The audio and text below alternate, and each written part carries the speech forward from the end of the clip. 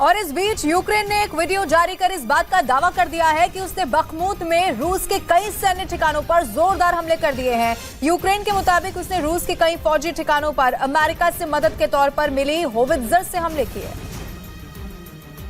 जिससे वहां खलबली मच गई।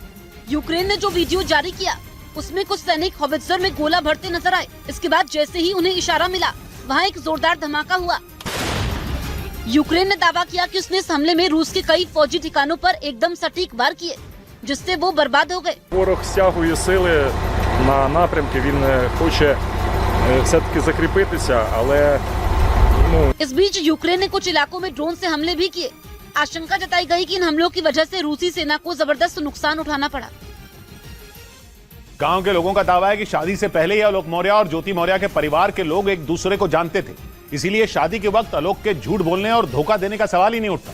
2009 में आलोक मौर्य की पंचायती राज विभाग में सफाई कर्मचारी के तौर पर नौकरी लगी थी और उसके अगले साल यानी 2010 में आलोक के घर वालों ने उनकी शादी वाराणसी की रहने वाली ज्योति मौर्य से करा दी। आलोक मौर्य के गांव के लोगों का कहना है कि दोनों के घर वाले एक दूसरे को पहले से ही जानते थे, क्योंकि आलोक के चाचा दरोगा थे और उनकी तैनाती उस दौरान ज्योति के गांव में थी। इसी वजह से दोनों परिवार एक दूसरे को अच्छी तरह से जानते थे और ज्योति और आलोक को भी एक दूसरे के बारे में सारी जानकारी थी। आलोक और ज्योति का परिचय पहले से था। आलोक के चचा उसके बगल में रहते थे, उनके परिवार के बगल में रहते थे। गांव के लोगों का ये भी कहना है कि आलोक और ज्योति दूर के रिश्तेदार हैं। दोनों का परिवार गरीब था और सब कुछ जानने समझने के बाद ही दोनों परिवारों के बीच रिश्ता हुआ था। आलोक मौर्य के गांव के लोगों ने पीसीएस अधिकारी और उनकी पत्नी ज्योति मौर्य के लगाए दहेज के आरोपों को भी गलत बता दिया। लोगों का कहना है कि आलोक मौर्य के पिता राम मुरारी मौर्य एक ईमानदार टीचर थे और उन्होंने न तो शादी के वक्त कोई दहेज की डिमांड की थी और न ही शादी के बाद। आलोक मौर्य के गांव के लोगों के मुताबिक ज्योति मौर्य को पीसीएस अधिकारी बनाने के लिए उनके परिवार ने पूरी ताकत लगा दी थी, लेकिन जब एसडीएम बनने के बाद ज्योति मौर्य ने परिवार पर दहेज मांगने का आरोप लगाया तो पूरा परिवार हैरान रह गया। गांव वालों के मुताबिक आलोक और उसके परिवार के लोगों ने कभी भी ज्योति से पैसों की मांग नहीं की। एसडीएम बनने के बाद कोई डिमांड करता है 10 लाख या 25 लाख की कोई बात ही नहीं थी। गाँव के लोगों की ये भी दलील है कि अगर आलोक को दहेज मांगना होता तो वो शादी के वक्त ही मांग लेते, इसीलिए शादी के 13 साल बाद दहेज के लिए प्रताड़ित करने का ज्योति मौर्य का आरोप बेबुनियाद है।